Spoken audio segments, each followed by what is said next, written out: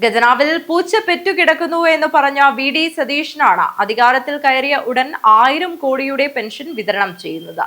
മുൻപ് കേരളിന്റെ കുറ്റി പൊരിച്ചു കളയാൻ നേതൃത്വം നൽകിയ മുഖ്യമന്ത്രി വന്ദേ ഭാരത് വന്നപ്പോൾ ആദ്യ യാത്രക്കാരനായി ഉണ്ടായിരുന്നു എന്നത് മറക്കരുത്. അതുകൊണ്ട് തന്നെ കേരള പദ്ധതി അവസാനിപ്പിച്ച സർക്കാർ ഭാവിയിൽ വയനാട് തുരങ്ക പദ്ധതിക്കും ദേശീയപാത വികസനത്തിനും സ്റ്റോപ്പ് മെമ്മോ നൽകുമോ എന്നതാണ് അറിയേണ്ടതെന്നും എം.വി. ജയരാജൻ കാസർഗോട്ട് മാധ്യമങ്ങളോട് പറഞ്ഞു. സിൽവർ ലൈൻ വേണ്ടെന്നാണ് അവരുടെ നയം. അതേ UDF വന്ദേ ഭാരത് വന്നപ്പോ സ്വാഗതം ചെയ്തിട്ടുണ്ട്. സിൽവർ ലൈനിന്റെ കുറ്റി പൊരിക്കാനുള്ള സമരത്തിൽ പങ്കെടുത്ത തൃക്കാക്കര MLA വന്ദേ ഭാരത് വന്നപ്പോ എറണാകുളത്ത് ഏറ്റവും ആദ്യം വണ്ടി കയറിയിട്ടുമുണ്ട്. ഇനി അവർ വയനാട് തുരങ്കപാത പാതി വഴിയിൽ നിർത്തിയിട്ട് പണി റദ്ദാക്കാനുള്ള സ്റ്റോപ്പ് മെമ്മോ കൊടുക്കുമോ എന്നാണ് അറിയേണ്ടത്.